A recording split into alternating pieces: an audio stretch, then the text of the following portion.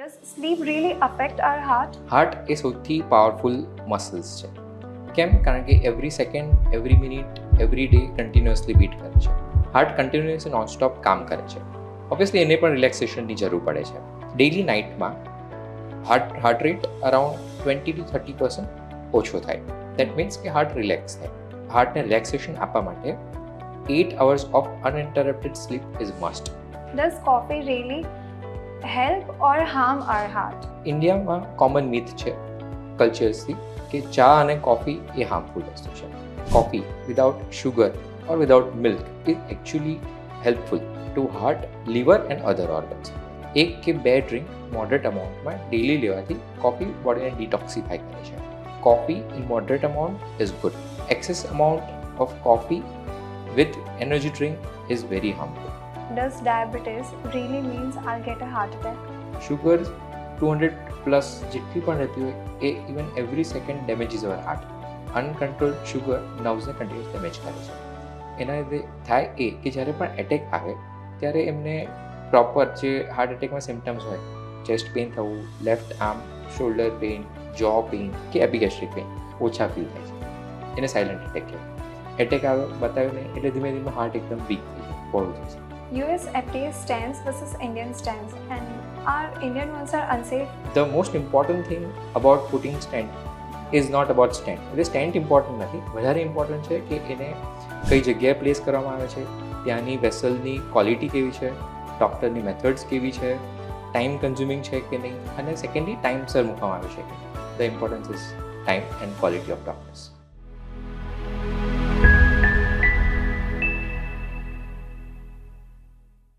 Welcome to the Heart Talks, a podcast where we talk about well-being of our heart, not just emotionally but physically too. I'm Dhruvi, and today I'm honored to be joined by Dr. Gunjan Malavia, a specialized cardiologist whose work is focused on keeping our hearts healthy and strong.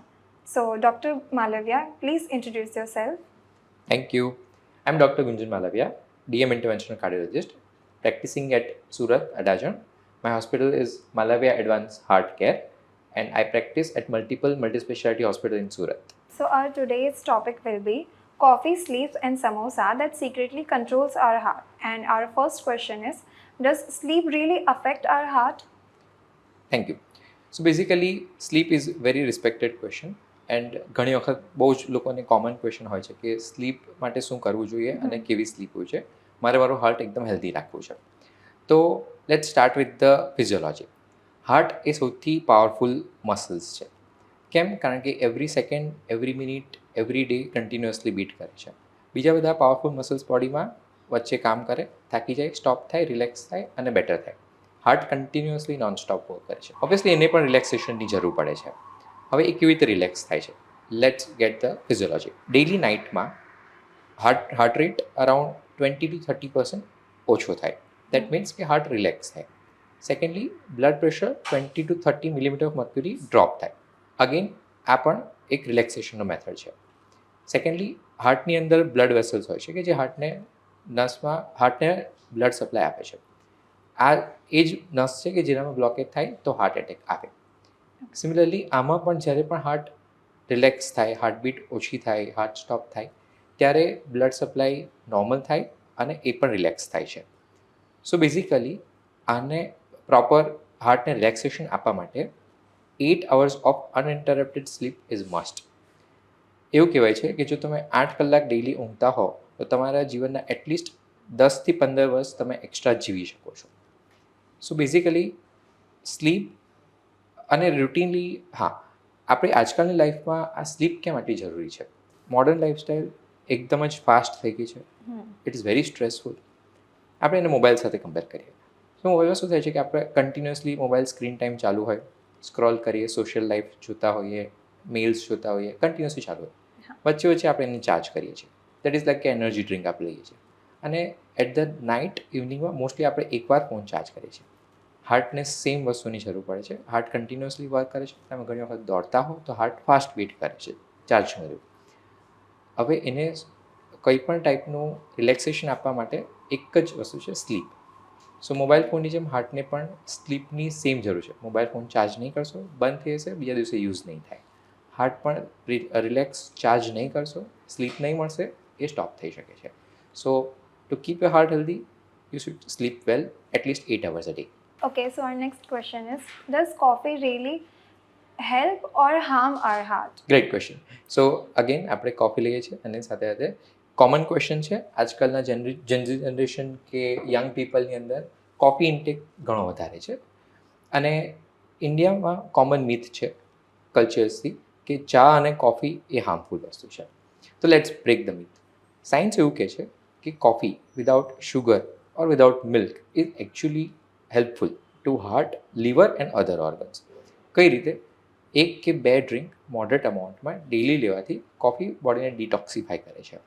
Scientifically એ મસલ્સને, even હોર્મોન્સને better કરે છે. So yes, coffee in moderate amount is good. At the same time young જનરેશનની અંદર at least ઘણી વખત 8 કે 10 coffee drinks per day, even energy ડ્રિંકની અંદર 2 વસ્તુ હોય છે, caffeine plus lots of sugar. So actually excess amount of caffeine જે શુગર ડ્રિંક્સમાં હોય છે દેટ ઇઝ વેરી હાર્મફુલ. કારણ કે શુગર એની amount is not very good, plus coffee excess amount is bad. So yes, the main answer, the perfect answer would be moderate amount of coffee, 1 કે 2, that is also not very milky or not very sugary, is good for health. And excess amount of coffee with energy drink is very harmful, should be avoided. So our third question is, beer, wine or whiskey, which one is least harmful? Yes, so બહુ જ common social question છે. એક તો question જ એવો છે કે which one is more harmful. I would start with કે nothing is helpful. I would not say કે everything is harmful. Let's break into pieces. Beer is a carbonated drink.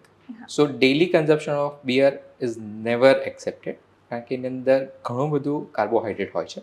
It will lead to beer belly and eventually liver failure. So daily beer is not acceptable. Whiskey is a very concentrated alcohol. Concentrated એટલું બધું હોય છે કે આપણે થોડું 15 કે 20 ml પણ લેતા હોય કોઈ પણ વિસ્કીનું, ડેફિનેટલી એ ડેઇલી લિમિટને ઓવરઅપ કરી દે છે. એટલે વિસ્કી કોઈ પણ અમાઉન્ટમાં is also not very good for Indians. હવે કોમન મિથ એવી છે કે હા, વાઇન ઇઝ ગુડ કારણ કે એની અંદર લોટ્સ ઓફ એન્ટીઓક્સિડન્ટ્સ કે ગ્રેપ્સ હોય છે. So let's break the myth again. ગ્રેપ્સમાંથી જે એન્ટીઓક્સિડન્ટ્સ મળે છે, ઇવન 1 કે 2 નાનકડી દ્રાક્ષ કે ગ્રેપ્સ ખાવાથી જે એન્ટીઓક્સિડન્ટ મળે છે તે એટલીસ્ટ 3 કે 4 લીટર ઓફ વિસ્કી પીશો ત્યારે મળશે. તો એન્ટીઓક્સિડન્ટ પીવા માટે ધારો કે આપણે આલ્કોહોલ કન્ઝપ્શન કરતા હોઈએ કે વાઇન કન્ઝપ્શન કરતા હોઈએ તો ડેફિનેટલી આપણને એન્ટીઓક્સિડન્ટનો ફાયદો વાઇન પીવાથી મળવાનો નથી. At the same time wine again alcohol છે, it contains lots of alcohol, 14% at least. So એનાથી પણ સેમ ટાઈપનું નુકસાન થઈ શકે છે. તો ધ બેઝલાઇન ઇઝ કે કોઈ પણ ડૉક્ટરના પ્રિસ્ક્રિપ્શનમાં કોઈ દિવસ આલ્કોહોલ મેન્શન થતું નથી. That means it is not good for your health. Obviously at the same time એવું નથી કે આપણે એક સેકન્ડ, એક મિનિટ લાઈફમાં એવું જ કરવું જોઈએ કે જે આપણા બોડી માટે પરફેક્ટ હોય. So moderate amount of alcohol is fine.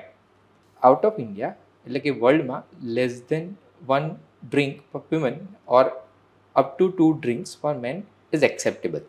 But Indians are different. તો ઇન્ડિયન્સ માટે શું? તો ઇન્ડિયન્સ માટે around 1 drink that is 30 ml of whisky and other equivalent amount should may be consumed but not recommended. Second question એવો આવે છે કે મને હાર્ટ એટેક આવી ગયો છે, can I have a drink or can I drink sometimes? Again કોઈ પણ ડૉક્ટરના પ્રિસ્ક્રિપ્શનમાં આલ્કોહોલ નેવર મેન્શન, આલ્કોહોલ કોઈ મેન્શન કરવામાં આવતું નથી. દેટ મીન્સ કે it is not good for your health. So definitely કોઈ પણ હાર્ટ પેશન્ટે કે કોઈ પણ લીવર પેશન્ટ્સે પરમનન્ટલી આલ્કોહોલ અવોઇડ કરવું જોઈએ. મોડરેટ અમાઉન્ટમાં લીઝર માટે કોઈક વખત નોર્મલ પીપલ કન્ઝ્યુમ કરી શકે છે, but obviously it is not best. હા, આપણે બધી વસ્તુ બેસ્ટ નથી કરતા. ઘણી વખત આપણે જો સારું ફૂડ ખાવું હોય, ઈચ્છા થાય તો આપણે ખાઈ શકીએ છીએ. At the same time moderate અમાઉન્ટમાં આલ્કોહોલ પણ લઈ શકીએ છીએ. If calcium in our vessel is causing blockage, so should I stop milk and paneer? Very good question, common questions. ઘણા પેશન્ટ્સ આવે છે કે અમે એને કહેતા હોય કે તમારી આર્ટરી, નસ કે વેસલ્સની અંદર કેલ્શિયમ જમા થઈ ગયું છે અને એના રીતે ડેમેજ છે. એટલે પછી રિલેટિવ્સમાં અંદર ડિસ્કસ કરશે કે આ તો કેલ્શિયમ ખાવાથી મને કેલ્શિયમ જમા થઈ ગયું, મને ડૉક્ટરે જ પહેલાં કેલ્શિયમની ટેબ્લેટ્સ પ્રિસ્ક્રાઇબ કરેલી હતી અને હવે કેલ્શિયમથી જ મને પ્રોબ્લેમ થયો છે. તો ઇટ્સ અ મિથ. કેમ આવું થાય છે? સાયન્ટિફિકલી આપણે જોઈએ તો જ્યારે પણ આર્ટરીને કંઈ પણ કોલેસ્ટ્રોલ કે એજિંગ કે કંઈ પણનાથી ડેમેજ થાય તો એનું રિપેર થવા માટે, જેમ કે આપણને કોઈ ઘા વાગે ને રિપેર થાય ત્યારે એ પાર્ટ થોડો સ્ટીફ થઈ જાય છે. એ જે સ્ટીફ છે એ આર્ટરીની અંદર કેલ્શિયમ છે. એટલે કે જ્યારે પણ આર્ટરી કે હાર્ટની નસને કોઈ ડેમેજ થાય કોલેસ્ટ્રોલથી, તો ધારો કે એને રિપેર થવું હોય તો ત્યાં મોસ્ટલી એ કેલ્સિફિકેશન થઈને, એટલે કે ત્યાં કેલ્શિયમ થોડું ડિપોઝિટ થઈને રિપેર થાય છે.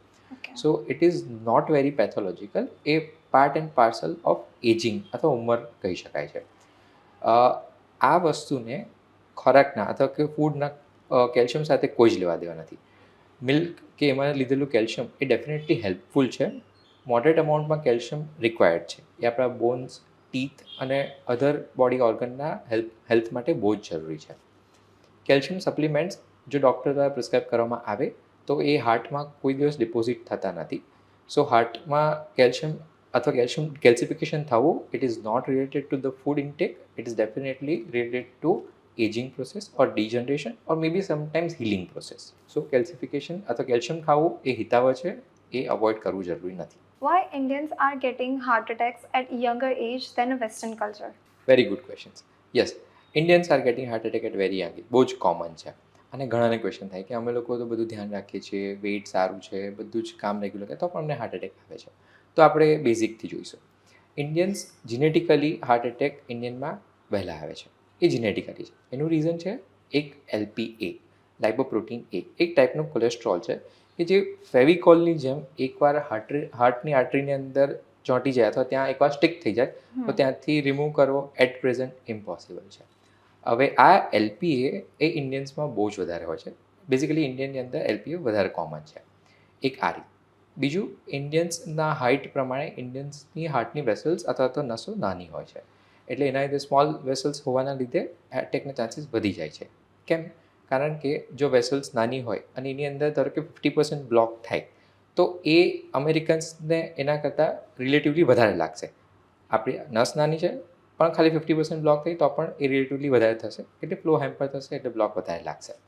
બીજું, મોડર્ન લાઇફસ્ટાઈલ. હવે મોડર્ન લાઇફસ્ટાઈલનો પ્રોબ્લેમ શું છે કે યુરોપિયન પીપલને એ સૂટ થાય એવી છે, ઇન્ડિયન્સને સૂટ થાય એવી નથી. It is like having a premium car in our એકદમ ખરાબ હાઈવે અથવા તો ખરાબ રસ્તામાં. મુંબઈની નાની નાની ગલીમાં તમે પ્રીમિયમ ગાડી લઈને જાઓ તો પણ તમને કંઈ ફીલ નહીં થાય કે હું પ્રીમિયમ ગાડી ચલાવું છું. એના જેવું છે કે we are having modern lifestyle here, hi fi cultures, cafes, even meetups and everything. પણ at the same time body આપણું એ પ્રમાણે હજુ એડપ્ટ નથી થયું. It takes lot of time. Third, food habits. ઇન્ડિયન્સની ફૂડ હેબિટ રિસન્ટલી થોડી વર્સન થઈ છે. ફાસ્ટ ફૂડ્સ બહુ કોમન છે. સમોસા, ભજીયા કે આ બધી વસ્તુ એકદમ ફ્રાઈડ ફૂડ્સ છે અને ફ્રાઈડ ફૂડ્સની અંદર ટ્રાન્સ ફેટી એસિડ્સ બહુ જ વધારે છે. That is absolutely harmful. Trans fatty acid એ એક જ પ્રુવન વસ્તુ છે કે જે હાર્મફુલ છે. બાકી તમે કોઈ પણ ફૂડ પ્રોડક્ટ લો, એટલો ફરક નથી પડતો કે હા મેં અનહેલ્ધી ખાધું છે, પણ trans food is very harmful. That is basically a fried food. Fried food ઇન્ડિયન્સની અંદર બધી જગ્યાએ બહુ જ કોમન. અમારા ગુજરાતીમાં તો એટલું બધું કોમન છે કે તમે વિચારી ના શકો. બધી જગ્યાએ વડાપાઉં, ભજીયા અને લારીઓ કોમન, ફ્રેન્કીઝ ને બધું. અને એનું સેવન આજકાલ બહુ જ વધી ગયું છે. Third, a very stressful life. Corporate culture વધી ગયું છે. કોર્પોરેટમાં there is a goal oriented work. એના પછી પણ લેસ સ્લીપ કે સ્લીપનું કંઈ ડિસ્ટર્બન્સ થતું હોય અથવા તો કંઈ ફિક્સ ટાઈમિંગ્સ ના હોય. So the stressful life plus food habits as well as આ જીનેટિક બધી વસ્તુ ભેગી થઈને એ સ્લોલી હાર્ટને અફેક્ટ કરે છે. હવે સ્લોલી શાના માટે? કે આપણે હાર્ટનું વિચાર છે કે હા હું કોલેસ્ટ્રોલનો રિપોર્ટ કરાવું, હું આ રિપોર્ટ કરાવું, એ આપણને એક ડિજિટ આપે છે, પણ એ આપણને હાર્ટ હેલ્થ વિશે કંઈ જ ખબર પડતી નથી.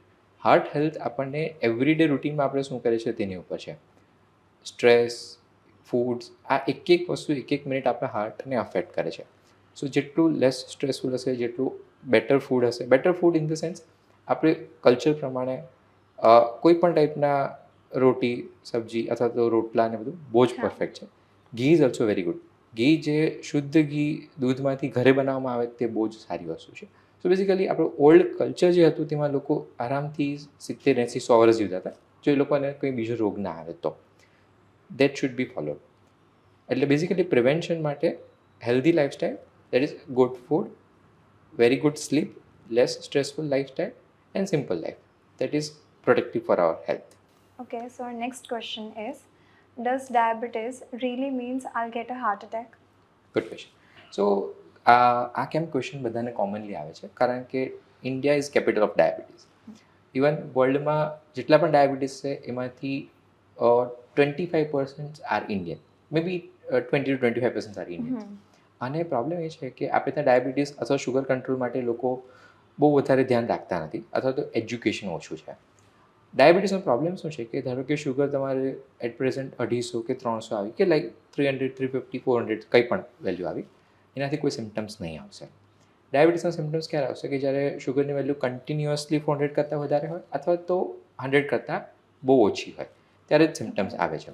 સો રૂટીનલી સિમ્ટમ્સ નહીં આવે, એજ્યુકેશન ઓછું, હેલ્થ અવેરનેસ ઓછી, એટલે લોકો ડાયાબિટીસ ચેક કરાવતા નથી, પ્રોપર મેડિસિન્સ લેતા નથી. પ્રોબ્લેમ શું થાય છે કે શુગર 200+ જેટલી પણ રહેતી હોય એ even every second damages our heart. Each and every second it gets deposited, એટલે કે કોલેસ્ટ્રોલ હાર્ટની વસલની અંદર ડિપોઝિટ કન્ટિન્યુઅસલી થયા કરે છે અને એના લીધે હાર્ટ ધીમે ધીમે વીક થાય. બીજું, એ આપણી નર્વ્સને એકદમ ડેમેજ કરતું હોય છે.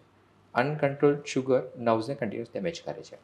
એના લીધે થાય એ કે જ્યારે પણ એટેક આવે ત્યારે એમને પ્રોપર જે હાર્ટ એટેકમાં સિમ્ટમ્સ હોય, ચેસ્ટ પેઇન થવું, લેફ્ટ આર્મ શોલ્ડર પેઇન, જો પેઇન કે એપિગેસ્ટ્રિક પેઇન, અથવા તો એકદમ હેવીનેસ થવી, બહુ જ વધારે પર્સ્પિરેશન થવું, આ બધા સિમ્ટમ્સ ઓછા ફીલ થાય છે. એને સાયલન્ટ એટેક કહેવાય. Silent attack basically old age અને ડાયાબિટીસ આ બેમાં વધારે કોમન છે. સાયલન્ટ એટેક આવે, સિમ્ટમ્સ આવશે નહીં, થોડા ઘણા સિમ્ટમ્સ આવશે કે મને શ્વાસ ચડે છે અથવા તો બહુ જ થાક લાગે. આ હાર્ટ એટેકનો સિમ્ટમ છે ડાયાબિટીસમાં. પણ ઓબ્વિયસલી પેશન્ટ અવેર નથી, હેલ્થ કેર માટે અવેર નથી, એટલે કોઈને બતાવશે નહીં. હવે ડાયાબિટીસ એટેક આવ્યો, બતાવ્યું નહીં, એટલે ધીમે ધીમે હાર્ટ એકદમ વીક થઈ જાય, પહોળું થઈ જાય, અને પછી લેટ જ્યારે સિમ્ટમ્સ અથવા તકલીફ વધી જાય ત્યારે બતાવવા જાય એટલે બહુ ઇમ્પ્રુવમેન્ટ આવે નહીં. એટલે ઘણી ઉમ્મીદ થઈ ગઈ છે કે ડાયાબિટીસ થાય, હાર્ટ એટેક આવવાનો જ છે અને હાર્ટ ફેલ થઈને એક્સપાયર થઈ. ના, શુગર કંટ્રોલ રાખશો, રેગ્યુલર ચેકઅપ અને proper maintenance of the sugar અથવા તો હાર્ટ હેલ્ધી ટ્રીટમેન્ટ, તેમાં પણ ડાયાબિટીસમાં હાર્ટ સારામાં સારું 40 થી 50 વર્ષ સુધી મેન્ટેન થતું હોય છે અને કરી શકાય છે. ધ બેઝલાઇન પોઈન્ટ ઇઝ કે શુગરને કંટ્રોલ કરવી હાર્ટ માટે બહુ જ જરૂરી છે. મોસ્ટલી શુગરના પેશન્ટ્સને કોલેસ્ટ્રોલ હોય જ. ઇન્ડિયન પીપલમાં ટ્રાયગ્લિસરાઇડ્સ અને HDLનો પ્રોબ્લેમ વધારે આવે છે શુગરના પેશન્ટ્સ માટે, ડાયાબિટીક પેશન્ટ્સ માટે. તો એમણે એની મેડિસિન્સ જો રિપોર્ટમાં પ્રોબ્લેમ હોય તો ડેફિનેટલી ફોલો કરવી જોઈએ. અત્યારે આ સમયે હાર્ટનો પ્રોબ્લેમ નથી, પણ ફ્યુચરમાં ના ડેવલપ થાય એના માટે બહુ જરૂરી છે. Okay, so our question is, what actually causes a heart attack? Slow blockages or sudden bursts? Okay, તો આને આપણે બેઝિકથી સમજીએ કારણ કે ઘણા બધાના ક્વેશ્ચન હોય છે. આજકાલ આપણે સાંભળ્યું છે કે યંગ લોકોમાં હાર્ટ એટેક આવે છે. તો યંગ લોકોમાં હાર્ટ એટેક કેમ આવે છે અને એમને કોઈ સિમ્ટમ્સ હતા નહીં, એ બધાને કોમનલી ક્વેશ્ચન્સ હોય છે કે એ મારી સાથે કાલે તો ચાલતો ફરતો હતો, અચાનકથી એટેક આવ્યો, એક્સપાયર થઈ ગયો. ઘણું કોમન છે. મારે પણ ઘણા પેશન્ટ્સ આવે કે 30-40 ની એજ પર એટેક આવી જાય છે. તો એની અંદર પેથોલોજી અથવા તો હાર્ટમાં પ્રોબ્લેમ શું હોય છે કે એને હાર્ટનો બ્લોકેજ ઘણા વર્ષોથી થોડો થોડો ડેવલપ થતો હોય બિકોઝ ઓફ અનહેલ્ધી લાઇફસ્ટાઇલ. એ બ્લોકેજ મે બી 20 કે 30% હોય. કદાચ એણે રિપોર્ટ કરાવ્યા પણ હોય, પણ તે જ ટાઈમે બધા રિપોર્ટ્સ નોર્મલ પણ આવ્યા હોય. હવે અચાનકથી એને હાર્ટ એટેક આવે. કેમ? કારણ કે હાર્ટની અંદર બ્લોકેજ જે હોય તે ઘણી વખત સોજો અથવા ઇન્ફ્લામેશન અમે ઇંગ્લિશમાં, એ ઇન્ફ્લામેશનના લીધે એની અંદર બ્રેક થાય, ડિસેક્શન થાય, તિરાડ પડે અને એ અચાનકથી બ્લાસ્ટ થાય, રપ્ચર થઈ જાય. જ્યારે પણ એ હાર્ટની વેસલની અંદર આવી રીતે રપ્ચર થાય ત્યારે એને સડનલી એટેક આવે. સડનલી એટેક આવે એટલે હાર્ટની નસ ટોટલ બ્લોક થઈ જાય, એને બ્લડ સપ્લાય ઝીરો થઈ જાય અને મેસિવ એટેકના લીધે એક્સપાયર થઈ જાય. આવું યંગ લોકોમાં વધારે થાય છે કારણ કે આવું બ્લાસ્ટ થાય. ઓલ્ડ એજમાં એટલે કે 50+ શું થાય છે કે એમને ઘણા વખતથી થોડા થોડા સિમ્ટમ્સ હોય.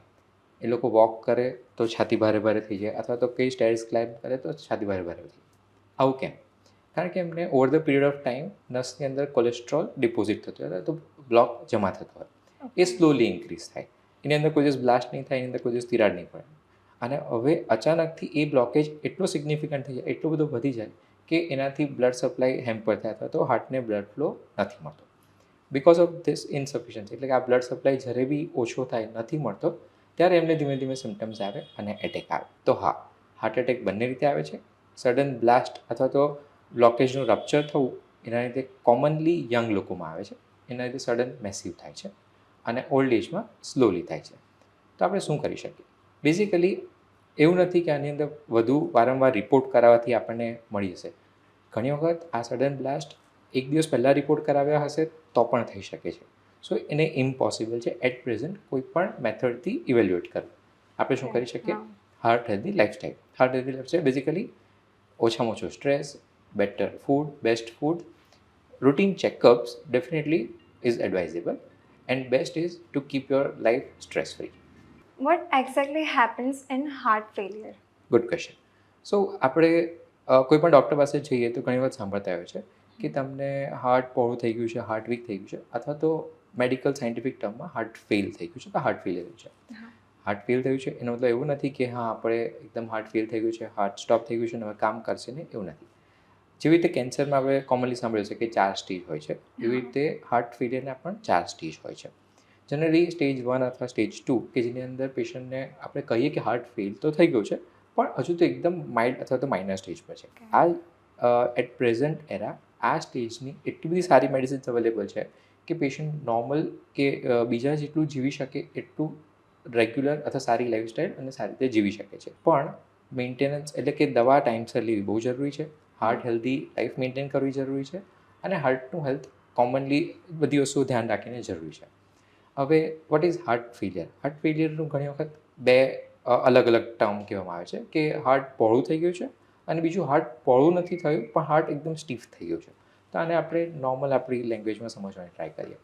એક આપણે બલૂન છે કે જેની અંદર નોર્મલ અમાઉન્ટમાં જેટલી એર હોવી જોઈએ એટલી એર છે. તો તમે બહારથી એને પ્રેસ કરશો તો આપણને એકદમ પ્રોપર ફિટિંગને એવું લાગશે કે એનું પ્રેશર બરાબર છે. હવે એમાંથી જ આપણે હવા અથવા એર એકદમ કાઢી લઈએ તો એકદમ સંકોચાઈ જશે અથવા તો ચીમડાઈ જશે. આ બેઝિકલી હાર્ટનું પમ્પિંગ ઓછું થઈ ગયું છે સમજી શકાય કે એકદમ ચીમડાઈ ગયું છે. અને બીજું સેમ બલૂનની અંદર આપણે બહુ જ વધારે હવા ફિલ કરી દઈએ તો એકદમ સ્ટીફ થઈ જશે અને ઓલમોસ્ટ ફાટી જશે. તો એ વધારે હવે પહોળું પણ નથી થઈ શકતું, બલૂન વધારે પહોળું. સિમિલરલી ઉંમર સાથે હાર્ટ સ્ટીફ થઈ ગયો છે અને એની અંદર એકદમ વધારે અમાઉન્ટ ઓફ એર વધી ગયો અને એકદમ વધારે સ્ટીફ થઈ ગયો છે. આવા હાર્ટની અંદર બ્લડને રિસીવ કરવું અને પમ્પ કરવું પણ અઘરું થઈ જશે. સો આ એકદમ ઓપોઝિટ પણ બીજી વેરાયટી ઓફ હાર્ટ ફેલિયર છે. બંને હાર્ટ ફેલિયર ટ્રીટમેન્ટ અવેલેબલ છે. તમારા ડૉક્ટરને ટાઈમસર કન્સલ્ટ કરો, જે પણ એડવાઇસ આપે રેગ્યુલર ફોલો કરો અને મેડિસિન્સ રેગ્યુલરલી લો. ડેફિનેટલી ટ્રીટ થઈ શકે છે. What is the real difference between old stents and the new generation stents? Right. આ ક્વેશ્ચન્સ ઘણો કોમનલી આવે છે. ઘણી વખત આપણે જોયું હશે કે ચેસ્ટ પેઇન થાય, પેશન્ટ ડૉક્ટર પાસે જાય, એન્જિયોગ્રાફી થાય અને એન્જિયોગ્રાફી પછી એમને કંઈક રોડ મેપ્સ અથવા એન્જિયોગ્રામના રિપોર્ટ બતાવવામાં આવે. એન્જિયોગ્રામના રિપોર્ટ પછી કહેશે કે તમારે એન્જિયોપ્લાસ્ટી કરાવવી જોઈએ કે બાયપાસ કરાવવું જોઈએ. તો બેઝિકલી એન્જિયોપ્લાસ્ટી પછી આવે કે સારો સ્ટેન્ટ મુકાવવાનો છે, ઓલ્ડ સ્ટેન્ટ્સ નહીં, નવા સ્ટેન્ટ્સ નહીં, બધું આવું ઘણું સાંભળવામાં આવે છે. તો આ શું છે? બેઝિકલી ઓલ્ડ સ્ટેન્ટ્સ એ 20 થી 25 વર્ષ જૂના સ્ટેન્ટ છે જે ઓલમોસ્ટ ઓલ નિગ્લિજિબલ છે. લેસ દેન 5% લોકોમાં હવે મુકાય છે. તો એ મોસ્ટલી હવે આઉટ ઓફ ડેટ જ થઈ ગયા છે. નવા સ્ટેન્ટ શું છે? એ basically very thin wall, thin stents, એની ઉપર ડ્રગ ઇલ્યુટિંગ એટલે કે પાછો નસમાં બ્લોકેજ ડેવલપ ના થાય એના માટે અને બાયોડિગ્રેડેબલ પ્રોડક્ટ્સ કે જે આ ડ્રગને સ્લોલી રિલીઝ કરશે. આ 3 વસ્તુ નવા સ્ટેન્ડની અંદર ઉમેરાય છે. કેમ થીન સ્ટ્રેન્ડ્સ? કેમ? કારણ કે જેટલું પહોળી વસ્તુ તમે બોડીમાં એક્સ્ટ્રા બહારથી નાખશો એ બોડીને કન્ટિન્યુઅસલી ડેમેજ કરતું હોય છે. So this thin stents are less than 65 micrometre stents. એટલે બેઝિકલી એટલા બધા થીન છે કે એ લેયર તમે પાછું શોધો તો મળશે પણ નહીં. એકવાર સ્ટેન્ડ પ્લેસ થઈ ગયો તો એકવાર ત્યાં પ્લેસ થઈ ગયો પછી એ ત્યાં પરમેનન્ટ છે. કોઈ પણ મૂવમેન્ટ બોડીની થાય તો ઓલમોસ્ટ એ ત્યાંથી હલતા નથી. સો ઘણી વખત ક્વેશ્ચન હોય છે કે અમે આ મૂવમેન્ટ કરી શકીએ કે નહીં, તે મૂવમેન્ટ કરી શકીએ કે નહીં. હા, એ મૂવમેન્ટથી હાર્ટની અંદર સ્ટેન્ટ મૂકવામાં આવેલો હોય તો કોઈ પણ પ્રકારની મૂવમેન્ટથી, વોક કરવાથી, દોડવાથી, જમ્પ કરવાથી એ સ્ટેન્ટ ત્યાંથી મૂવ કે ડિસ્પ્લેસ થવાનો નથી. Secondly drug eluting stents. હવે ડ્રગ ઇલ્યુટિંગ મતલબ કે એની ઉપર કોઈ ડ્રગ્સ અથવા તો દવા ઉમેરેલી છે કે જે સ્લોલી ત્યાંથી રિલીઝ થાય છે. એ શેના માટે? કેમ કે ત્યાં પાછો બ્લોકેજ ના થાય, રીડેવલપ ના થાય. હવે એમાં 2 જનરેશન આવે છે. ઓબ્વિયસલી સેકન્ડ જનરેશન એટલે કે નવી ડ્રગ્સ આર બેટર. એનો પોલિમર એવું હોય છે કે એ રીબ્લોકેજને પહેલાં જેના ચાન્સીસ 30-40%, એકવાર સ્ટેન્ટ મૂક્યો તો 30-40% ચાન્સીસ કે પાછા બ્લોકેજ આવી શકે, તે રિડ્યુસ કરીને <5%.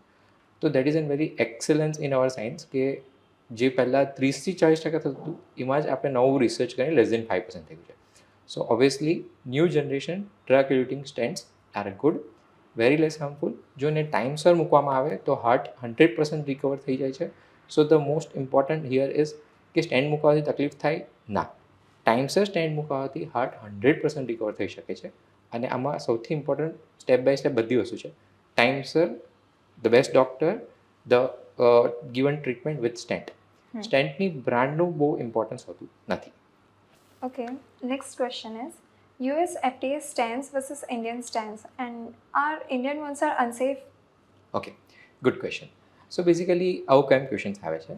કારણ કે યુએસ એફડીએ સ્ટેન્ટની કોસ્ટ થોડી વધારે છે અને ઇન્ડિયન સ્ટેન્ટ્સ ઓલમોસ્ટ સેમ છે પણ કોસ્ટ બહુ ઓછી છે. એટલે ઘણા લોકો પૂછતા હોય છે કે ના, અમારે સ્ટેન્ડ મુકાવો છે, અમે રેડી છીએ, એગ્રી છીએ, અમે ગૂગલ કરી લીધું છે, અમે રિલેટિવ્સને પૂછી લીધું છે, વી આર નાવ કન્ફર્મિંગ કે અમે સ્ટેન્ડ મુકાવીશું. પણ ના, અમારે યુએસ એફડીએ સ્ટેન્ડ જ મુકાવો છે, ઇન્ડિયન સ્ટેન્ડ નથી મુકાવો. અથવા તો ઘણા લોકોને એવું છે કે ના, ઇન્ડિયન સ્ટેન્ડ અમને ચાલશે પણ તમે બેસ્ટ વસ્તુ કરશો. તો that's a very good discussion. કેમ? કારણ કે US FDA stent is basically a very research stent. ઘણા બધા પેશન્ટની અંદર એને મૂકવામાં આવ્યો, એનું ઇવેલ્યુએશન થયું અને પછી એ સ્ટેન્ટને અપ્રુવલ મળ્યું. હવે ધ બેસ્ટ થિંગ ઇઝ કે ઇન્ડિયન્સના સ્ટેન્ટ એકદમ સેમ અથવા તો ઓલમોસ્ટ સેમ એના જેવા જ હોય છે. Vote are the advantage? Advantage છે કે કોસ્ટમાં ઘણા ઓછા. પેશન્ટ માટે બેનિફિટ ડેફિનેટ થશે કે ઇન્ડિયામાં એ જ સ્ટેન્ટ જો મળતા હોય વિથ ઓછામાં ઓછી કોસ્ટ તો સારામાં સારું. કમ્પેરિઝન કરીએ કે આપણે મારુતિ સુઝુકીની સારામાં સારી કાર ચલાવી છે અને કમ્પેરિઝનમાં BMW ચલાવે છે.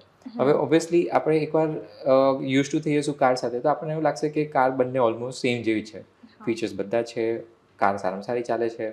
તો ડિફરન્સ શું છે? ડિફરન્સ બ્રાન્ડનો જ છે basically. Similarly Indian stents are also very good.